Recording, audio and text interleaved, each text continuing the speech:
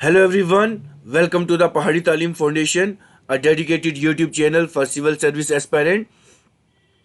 So आज के lecture में हम डिस्कस करने वाले हैं Indian economy and today's our topic of concern is on the sectors of Indian economy. हमारे इंडियन इकोनॉमी के जो डिफरेंट सेक्टर्स हैं आज हम उसके ऊपर डिस्कस करेंगे।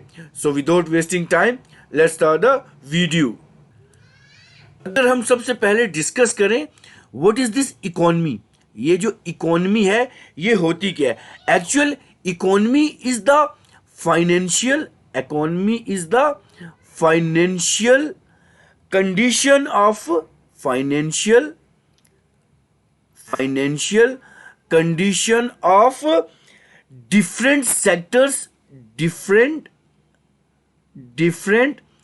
Sectors of the country. हमारी कंट्री के जो डिफरेंट सेक्टर की जो फाइनेंशियल कंडीशन होती है उसको हम क्या कहते हैं, इकोनॉमी। ठीक है, so economy is the financial condition of a different sector of a country.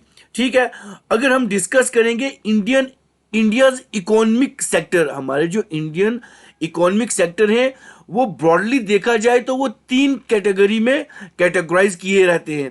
अगर हम नंबर फर्स्ट देखें, it is based on the activity. सबसे पहले on the basis of activity पे ये डिफरेंशिएट रहते हैं। फिर उसके बाद अगर हम नंबर 2 पे देखें तो हमारे पास आता है on the basis of work condition पे होता है। और अगर हम थर्ड वन देखें on the basis of assets ownership. ठीक है, इसके बेस पे हमारी जो इंडियन इकोनॉमिक सेक्टर है वो कैटेगराइज किए जाते हैं।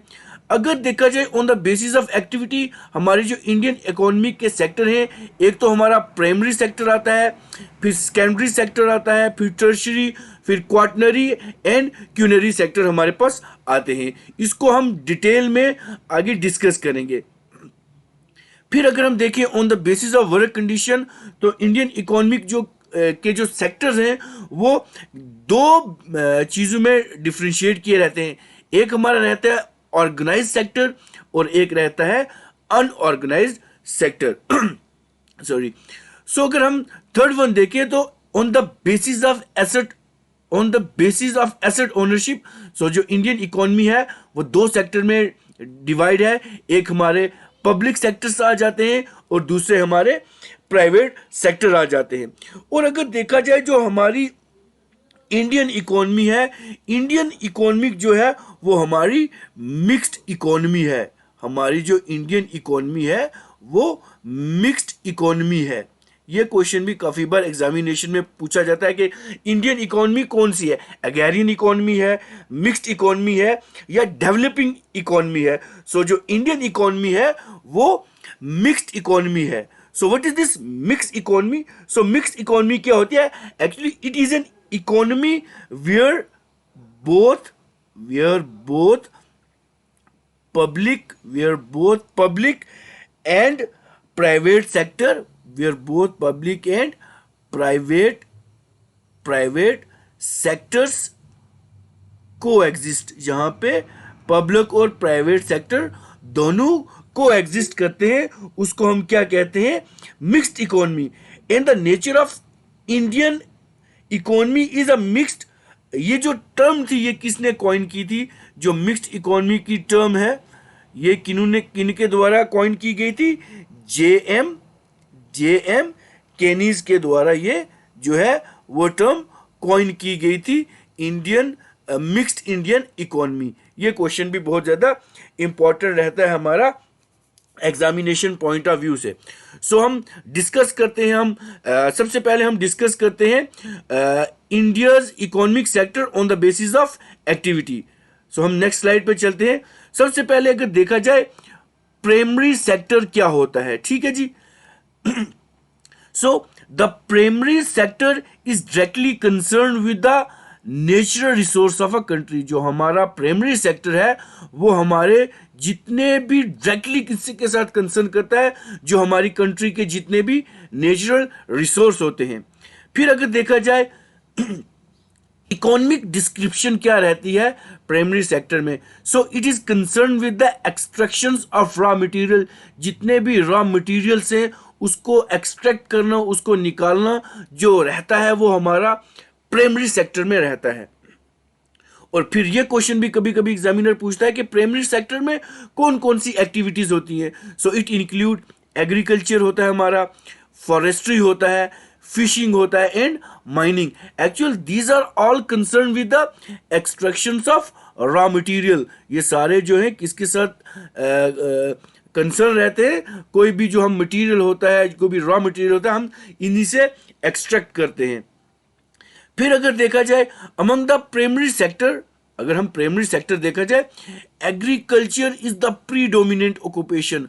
हमारा जो एग्रीकल्चर है वो इसमें एक प्रीडोमिनेंट ऑक्यूपेशन रहता है। फिर देखा जाए अगर नेक्स्ट पॉइंट देखा जाए, the primary sector utilise the natural resource. जितने भी नेचुरल रिसोर्स हैं वो प्राइमरी सेक्टर में हम यूटिलाइज करते हैं एंड प्रोड्यूस रॉ मटेरियल। जितना भी रॉ मटेरियल है वो भी प्रोड्यूस करते हैं and the basic good which may be used by the industry or by the end user। जो भी रॉ मटेरियल निकले या कोई भी बेसिक गुड हम तैयार करते हैं वो इसी प्राइमरी सेक्टर के साथ ही एसोसिएट करता है। और यही सारी चीज़ें जो एंड यूजर है, सपोज अगर किसी ने पैडी क्रॉप ग्रो करी और वो लास्ट कंज्यूमर तक जो पैडी हमारे पास राइस बन के जो राइस आ जाएगा वो हमारे तक लास्ट कंज्यूमर तक इसी प्राइमरी सेक्टर से ये जाएगा। और which may be used by the industry और बाय द एंड यूजर। या जो इंडस्ट्री राइस इंडस्ट्री की यूज़ करेंगी या हम जो एंड यूजर्स होते हैं कंज्यूमर वो यूज़ करेंगे। और नेक्स्ट पॉइंट पे अगर हम देखें, it can be said that the primary sector serve as a basic sector assisting the growth of the secondary and tertiary structure. और जो सेकेंडरी और टर्शियरी सेक्टर की ग्रोथ है वो इसी के ऊपर जो है वो डिपेंड रहती है। ये पॉइंट हो गए। उसके बाद कुछ और पॉइंट हम डिस्कस कर लेते हैं। एक पॉइंट डिस्कस कर लेते हैं हम, the primary sector of the economy is related to agriculture. जो प्राइमरी सेक्टर है, the primary sector of an economy is related to agriculture. ठीक है, ये एग्रीकल्चर के ऊपर निर्भर रहता है। एक ये पॉइंट रहता है।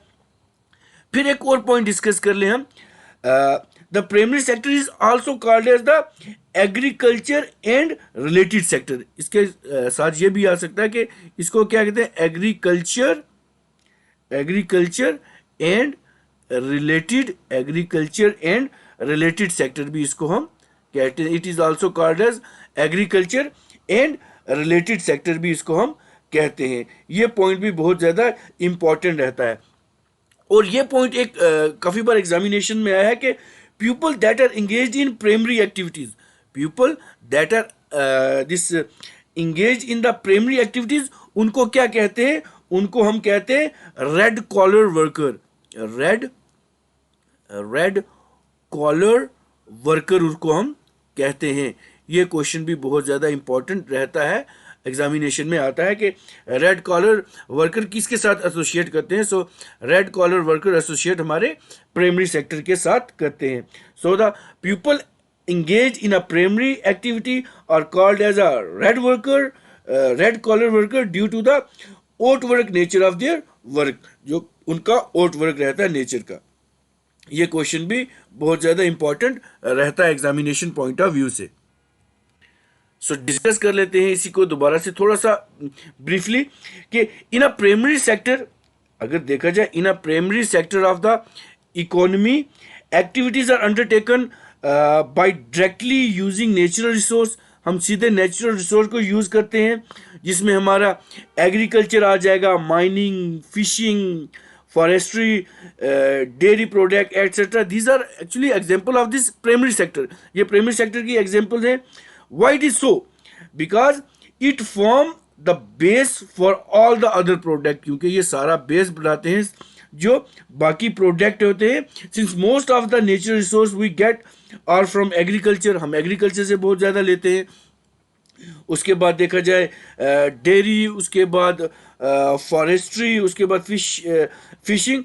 सो एक ये पॉइंट रहता है कि it is also called as agriculture and allied sector, इसको भी कहते हैं। ये पॉइंट बहुत ज़्यादा इंपॉर्टेंट रहता है एग्जामिनेशन पॉइंट ऑफ व्यू से। So this is all about this primary sector. So हम नेक्स्ट पॉइंट पे चलते हैं। प्राइमरी सेक्टर में कौन कौन सी चीज़ें आती हैं, ये एमसीक्यू बेस्ड क्वेश्चन बना के एग्जामिनर पूछ सकता है। सो प्राइमरी सेक्टर में हमारे पास, इसको हम एग्रीकल्चर एंड अलाइड सेक्टर भी कहते हैं। और प्राइमरी सेक्टर में हमारे पास फॉरेस्ट्री आता है, फिशिंग आता है, माइनिंग आता है एंड करिंग आता है। और इसमें ये वाला अपना फिशिंग आता है, डेयरी आता है, माइनिंग आता है, ठीक है ना। ये सारे पॉइंट्स ऑफ कंसर्न रहते हैं और इसमें से एग्जामिनर क्वेश्चन पूछ लेता है। ये चीज़ बहुत ज़्यादा इंपॉर्टेंट है, हमको प्राइमरी सेक्टर में इन चीज़ों को याद रखना पड़ता है, ठीक है। सो अब हम देखेंगे what is this secondary sector. Secondary sector क्या होता है हमारा? Secondary sector consist of industrial sector, इसमें इंडस्ट्रियल सेक्टर्स आते हैं। उसके बाद इंगेज्ड इन कंस्ट्रक्शन एक्टिविटीज, जो हमारी कंस्ट्रक्शन एक्टिविटीज होते हैं, जो उसकी इंगेजमेंट होती है। And the manufacturing of the finish good and tangible product, जो हमारा मैन्युफैक्चरिंग और जो हमारा टेंजिबल प्रोडक्ट्स है वो सारे सेकेंडरी सेक्टर में आते हैं। So the secondary sector perform the vital role of catering to need the potential consumer of the nation, जो हमारा पोटेंशियल कंज्यूमर ऑफ नेचर है वो इसके साथ कंसर्न रहता है, ठीक है। सो क्या हुआ, जो हमारा सेकेंडरी सेक्टर है इट इंक्लूड द इंडस्ट्रीज, इसमें एक तो इंडस्ट्रीज इंक्लूड होती हैं, ठीक है। इसमें क्या इंक्लूड होती है, इंडस्ट्रीज इंक्लूड होती हैं, ठीक है। Where finished products are made from the natural material, जो हमारा नेचुरल मटेरियल से फिनिश्ड प्रोडक्ट जो है वो बन के तैयार रहता है। In the primary sector industrial production, उसके बाद हमारे पास आ जाता है कॉटन फैब्रिक आ जाता है, शुगर केन प्रोडक्शन और different activities are come under this secondary sector, ठीक है जी। So hence it is a part of the country's economy that manufacture good rather than producing raw material. So since this sector is associated with the different kind of the industries, it is also called as the industry. It is also called as the industrial sectors भी इसको हम कहते हैं। फिर अगर देखा जाए, ये क्वेश्चन बहुत ज़्यादा इंपॉर्टेंट रहता है कि those people that are engaged in the secondary activities, जो हमारी secondary activities के साथ जो associate करते हैं, people that are engaged in the secondary activities of this sector, so उसको हम क्या कहते हैं, उसको हम कहते हैं ब्लू कॉलर, उनको हम क्या कहते हैं, ब्लू कॉलर वर्कर कहते हैं उनको हम, ठीक है। ये क्वेश्चन बहुत ज़्यादा इंपॉर्टेंट रहता है कि वो वाले वर्कर जो एसोसिएट करते हैं सेकेंडरी एक्टिविटीज़ को, उसको हम क्या कहते हैं, ब्लू कॉलर वर्कर कहते हैं। फिर अगर हम देख लें हमारे पास जो सेकेंडरी सेक्टर है या इंडस्ट्रियल सेक्टर है, उसमें क्या क्या आती हैं चीज़ें, एक तो मैन्युफैक्चरिंग आती है, दूसरा हमारे पास electricity, gas and water supply आती है, और फिर हमारे पास कंस्ट्रक्शन आता है हमारा किसमें, सेकेंडरी सेक्टर में। सो क्या क्या आता है, सबसे पहले हमारे पास अगर सेकेंडरी सेक्टर की बात करें, हमारे पास मैन्युफैक्चरिंग आती है, ठीक है जी। उसके बाद अगर हम देखें इलेक्ट्रिसिटी, गैस, वाटर सप्लाई भी जो है वो इसी के अंडर आती है। वाटर सप्लाई भी हमारा सेकेंडरी एक्टिविटी के अंडर आता है, ठीक है।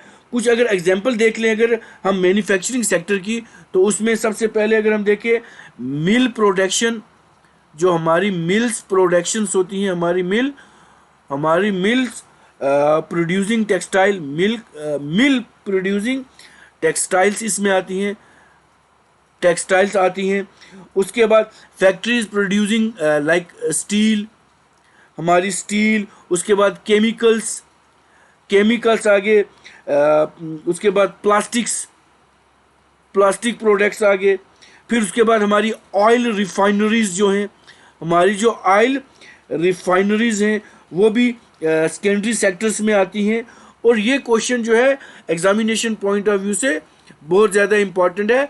एग्जामिनर पूछेगा कि सेकेंडरी सेक्टर में कौन कौन सी एक्टिविटीज आती हैं। So these are the activities that are comes under the secondary sector. So हम अपनी नेक्स्ट स्लाइड पे चलते हैं।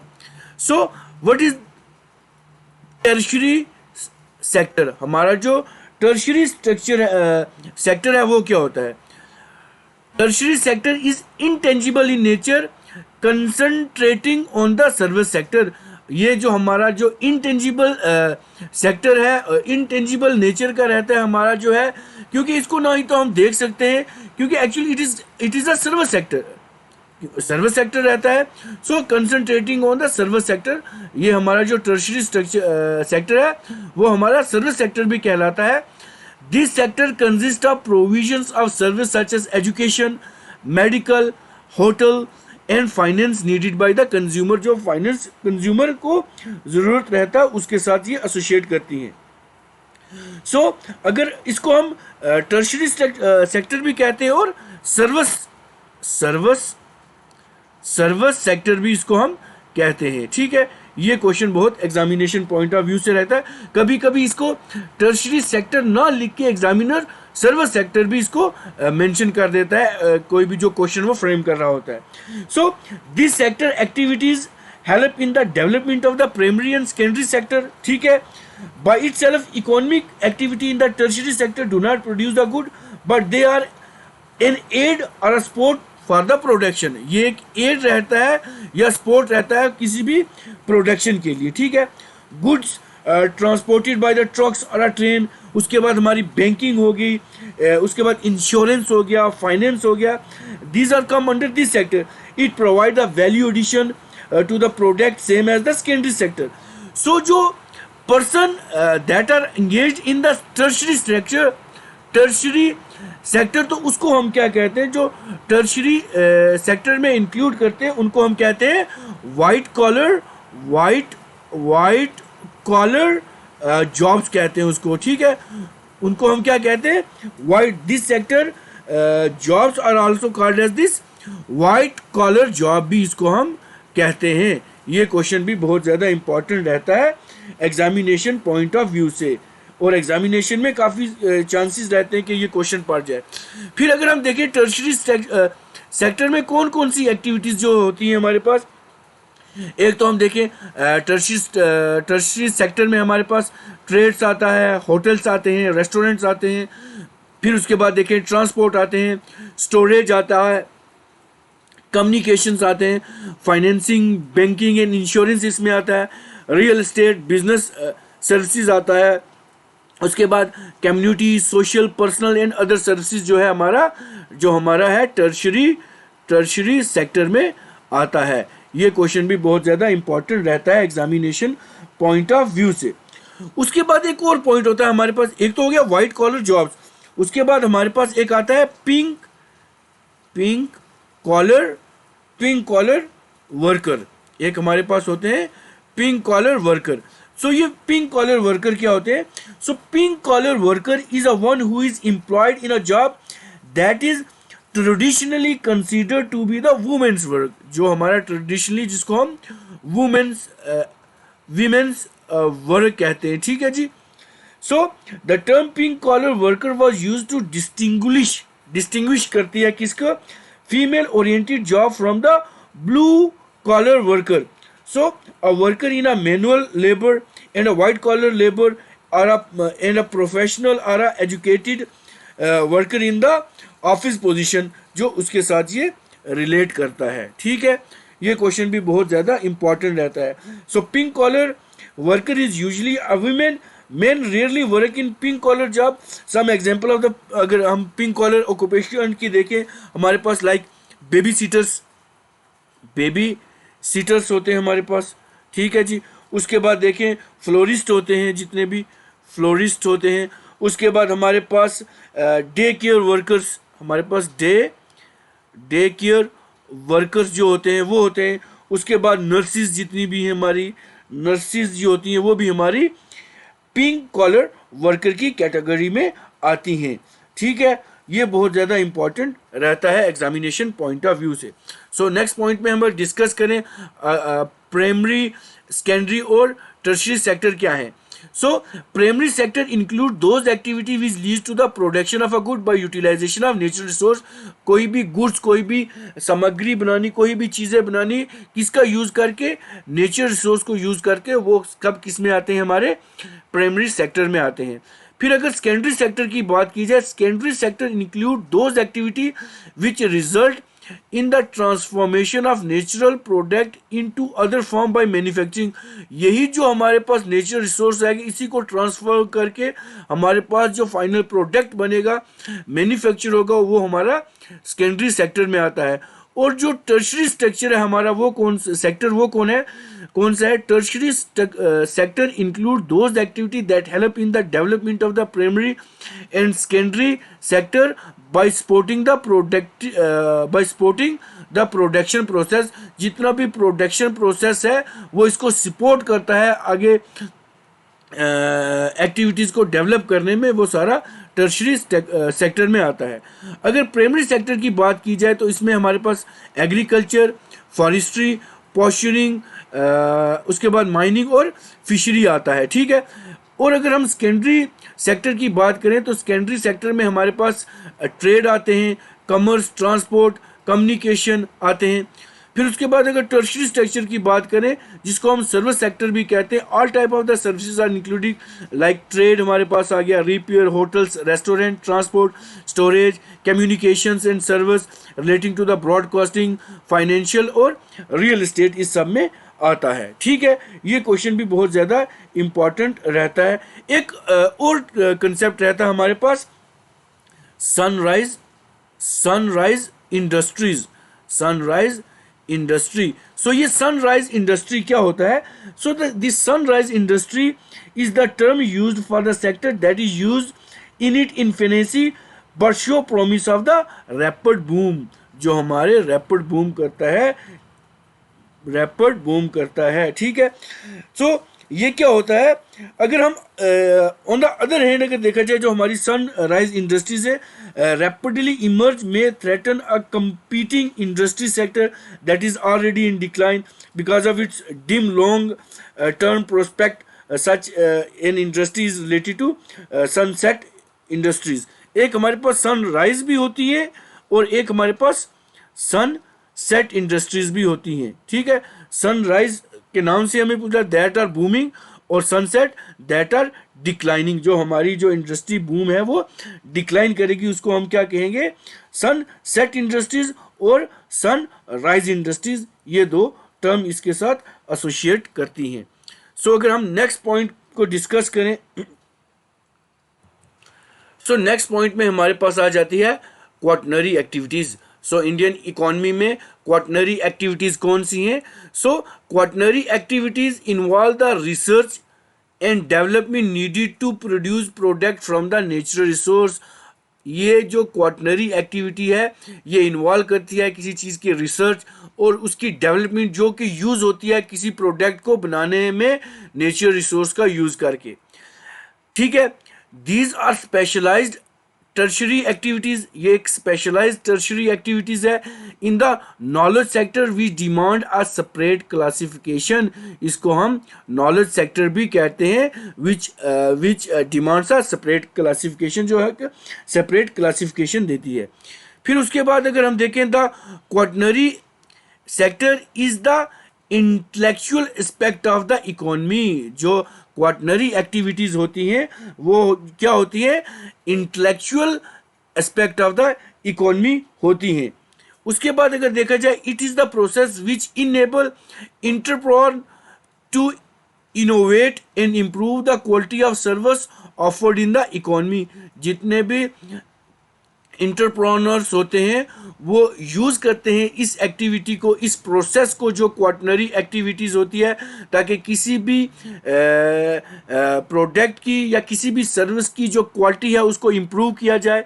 अगर एलिमेंट्री स्कूल एंड यूनिवर्सिटी, इसमें कौन कौन सी चीज़ आते हैं?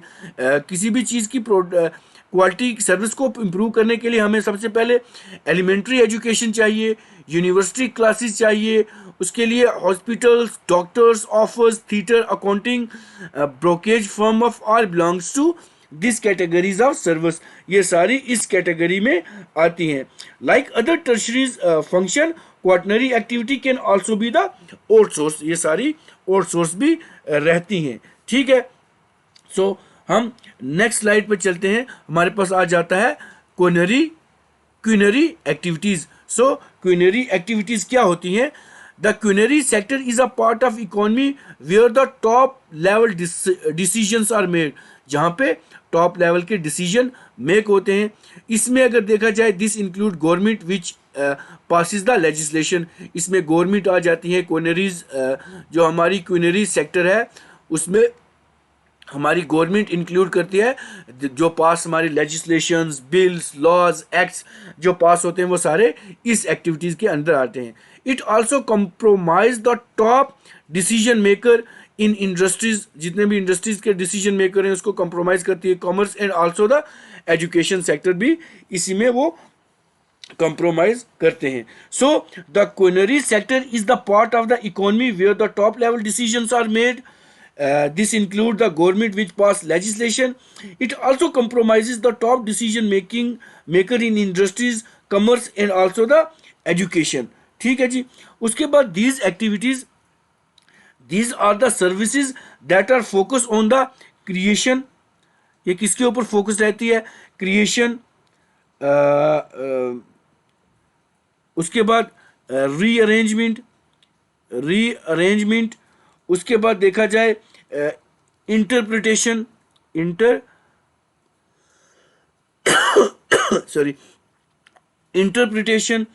Of new ideas, of new and existing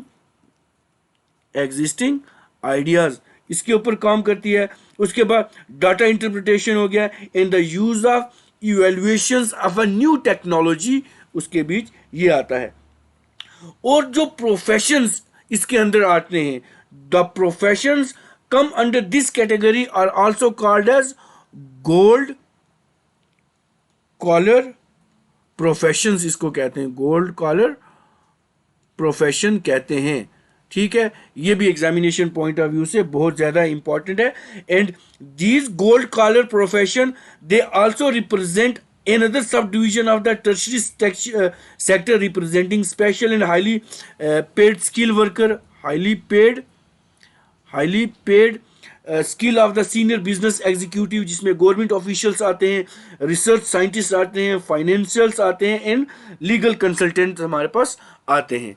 ठीक है, उसके बाद अगर हम नेक्स्ट स्लाइड को डिस्कस करें, हमारे पास आ जाती है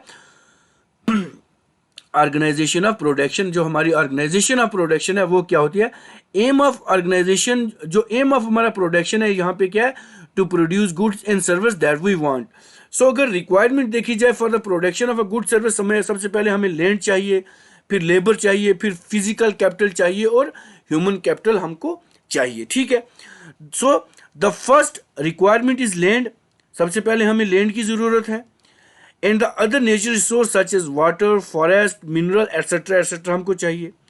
फिर उसके बाद अगर किसी की भी चीज़ की प्रोडक्शन करनी है, so the second requirement is labour हमें चाहिए, that is the people who do work, जो काम करें, हाईली एजुकेटेड हो, जो मैनुअल वर्क जाने। ठीक है, उसके बाद हमारे पास थर्ड पॉइंट आ जाता है requirement of a physical capital, हमारे पास फिजिकल कैपिटल भी होना चाहिए, that is the variety of the input required at every stage during the production के टाइम चाहिए, जिसमें हमारे पास फिजिकल कैपिटल में हमारे पास टूल आ जाते हैं, machines, building raw materials, money in raw material and money in hand हमें चाहिए किसी भी चीज़ को प्रोड्यूस करने में।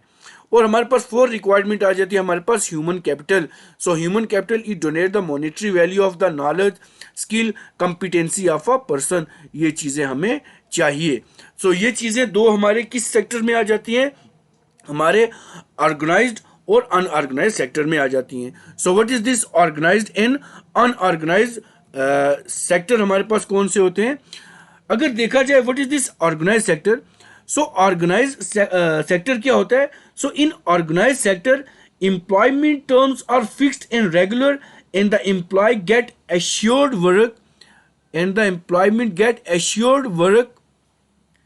वर्क एंड सोशल सिक्योरिटी, जिनको हम देते हैं, ये सारे ऑर्गेनाइज सेक्टर में आते हैं। और अनऑर्गेनाइज सेक्टर जो होते हैं हमारे अनऑर्गेनाइज सेक्टर होते हैं, an unorganised worker is a home based worker और a self employed or a self-employed worker or a wage worker in an unorganized sector, and these worker includes ये जो worker होते हैं includes a worker in an organized sector who is not covered by any of the act pertaining to the welfare scheme, इनको नहीं मिलती, that are mentioned in the schedule second of the unorganized sector workers social security act जो हमारा 2008 का था। ठीक है जी। सो हम डिस्कस करते हैं कि ऑर्गेनाइज्ड और अनऑर्गेनाइज सेक्टर में क्या डिफरेंस है। सबसे पहले अगर देखा जाए, जो वर्कर्स होते हैं हैव अ जॉब सिक्योरिटी। जो ऑर्गेनाइज सेक्टर है उनमें जितने भी वर्कर होते हैं उनको जॉब की सिक्योरिटी रहती है, और जो अनऑर्गेनाइज सेक्टर होते हैं उनमें जितने भी वर्कर होते हैं उनको जॉब की सिक्योरिटी बिल्कुल नहीं होती। उसके बाद सेकंड पॉइंट अगर डिस्कस करें, worker get regular monthly salary. जो वर्कर होते हैं उनको रेगुलर मंथली सैलरी मिलती है, और जो अनऑर्गेनाइज सेक्टर में होते हैं worker get the daily veg. उनको जो दिन का जो दिहाड़ी होती है, जो दिन का काम करते हैं, डेली वर्क, डेली वेज उनको मिलते हैं। ठीक है। उसके बाद देखिए, rule and regulation are follow there. यहाँ पे जितने भी रूल और रेगुलेशन हैं वो फॉलो किए जाते हैं, but in an unorganised sector rule and regulations are not follow all time. हर वक्त वहाँ पे फॉलो नहीं किए जाते। ठीक है। फिर उसके बाद देखिए, worker get benefit like provident fund उनको मिलता है, पेड लीव मिलती है, मेडिकल बेनिफिट मिलते हैं, लेकिन अनऑर्गेनाइज सेक्टर में ये सारी चीज़ों का बेनिफिट नहीं मिलता किसी भी पर्सन को। फिर देखा जाए, working hours are fixed there. जो वर्किंग आवर्स होते हैं वो फिक्स होते हैं ऑर्गेनाइज सेक्टर में, लेकिन वर्किंग आवर जो अनऑर्गेनाइज सेक्टर में होते हैं वो फिक्स नहीं होते। 12 से 10, 10 से मतलब कोई फिक्स नहीं होते। जो वर्कर होते हैं वो 10 से 12 घंटे उनको स्ट्रेट लाइन में काम करना पड़ता है। फिर उसके बाद देखा जाए, it is also called as the organise sector because it has some formal processes and procedure. इसके कुछ फॉर्मल प्रोसेसेस होते हैं, कुछ प्रोसीजर होते हैं, लेकिन अगर देखा जाए अनऑर्गेनाइज सेक्टर में यहाँ पे कोई भी फॉर्मल प्रोसेस और प्रोसीजर नहीं होते हैं। फिर अगर हम देखा जाए, ऑर्गेनाइज सेक्टर में जो वर्किंग कंडीशन है वो फेवरेबल होती है, लेकिन जो अनऑर्गेनाइज सेक्टर है वहाँ पे वर्किंग जो कंडीशंस होती हैं वो फेवरेबल नहीं होती हैं इसमें। ठीक है। This is all about this organised and unorganised sector. So हम अपनी नेक्स्ट स्लाइड पे चलते हैं। हमारे पास जो लास्ट एक्टिविटी थी सॉरी, हमारे pass on the basis of asset of ownership, हमारे पास दो चीज़ें उसमें आ जाती हैं। एक हमारे पास आ जाता है प्राइवेट सेक्टर, और दूसरा हमारे पास आ जाता है पब्लिक सेक्टर। ठीक है। सो ये पब्लिक और प्राइवेट सेक्टर क्या है? ठीक है। अगर हम पब्लिक सेक्टर की बात करें, ये पब्लिक सेक्टर क्या होता है?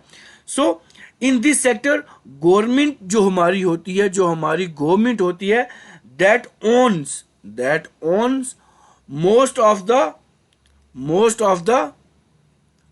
of the assets, and it is the part of economic concern with providing various governmental services जो इसमें प्रोवाइड करती हैं। ठीक है। सो पब्लिक सेक्टर हमारे पास क्या होता है?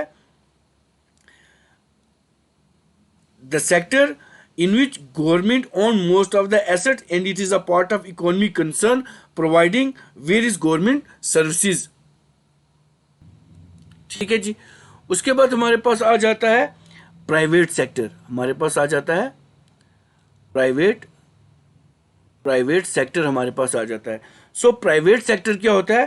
प्राइवेट सेक्टर ऑर्गेनाइजेशन जो हमारे पास होती है, प्राइवेट सेक्टर ऑर्गेनाइजेशन और ऑडिट, उसके बाद कंट्रोल्ड एंड मैनेज्ड बाय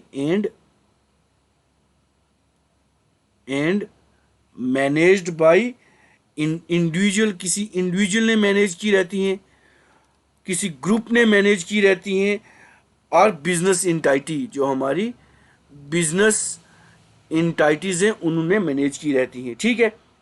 सो ये डिफरेंस रहता है हमारा पब्लिक और प्राइवेट सेक्टर में। सो दोबारा से अगर देखें हमारे पास जो पब्लिक सेक्टर है उसमें क्या होता है, public sector organisation are controlled manage by the government, जो गवर्नमेंट ने मैनेज की रहती हैं, और अदर स्टेट रन बॉडीज़, जो बाकी स्टेट रन बॉडीज़ हैं उसके द्वारा मैनेज की जाती हैं।